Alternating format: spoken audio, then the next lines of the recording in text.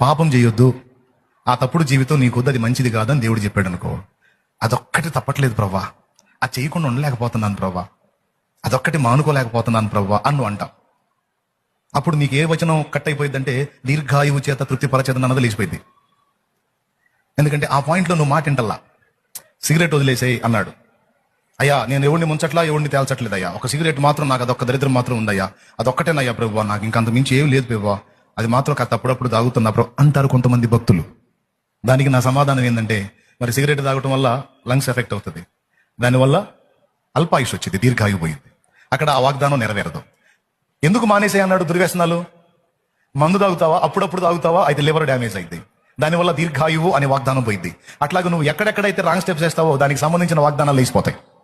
ఆ వాగ్దానాలు నెరవేరాలనుకో, ఆ పాయింట్స్ లో కూడా నువ్వు దేవుడు చెప్పిన మాట వినాలి.